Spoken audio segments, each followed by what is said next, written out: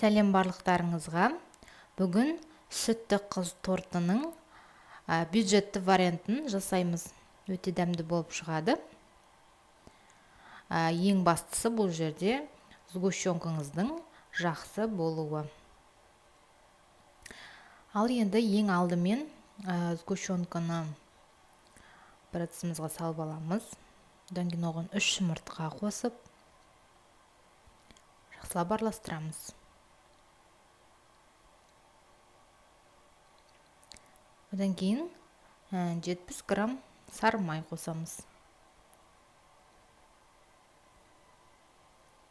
Одан кейін оны жақсылап миксерлейміз. Сары майымыздың жұмсақ болғаны дұрыс. Одан кейін оған ұнымызды азыздан салып бастаймыз. Және де ұн қопсытқыш. Миксерлейміз.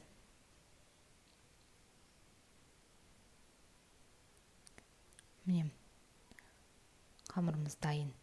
Енді пергамент қағазына өздеріңізге керек форманы сызып аламыз. Менде 22 сантиметр. Соған шамамен 3 ас қасықтан кетеді. 3 немесе 4 ас қасықтан осылай жұқа етіп жаямыз.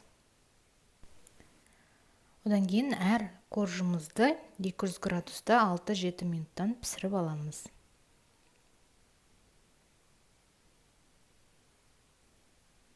Енді кремін дайындаймыз. Ол үшін жұмсақ сары майды алдымен миксерлеп аламыз. Одан кейін оған сгущенкамызды бір қасықтан қосамыз. Бір қасық қосып миксерлейміз. Келесі бір қасығымызды қосып, тағы да миксерлейміз. Солай осы сгущенкамыз біткенше.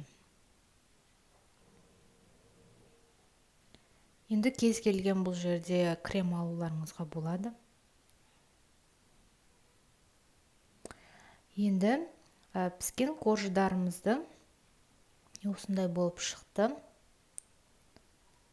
Жұмсақ болады. Егер алуға қиналсаңыздар, кішкене осылай пышақпен көмектесіп жіберулеріңізге болады. Одан кейін бірінің үстіне қоймаңыздар, ол жабысып қалады. Бөлек-бөлек қою керек. Енді тортымызды құрастырамыз. Коржды қойып, оған кремді жағамыз. Ондай көп керегі жоқ. Осылай балық шетіне жететіндей жақсақ болды. Келесін және де солай арқай жалғаса береді.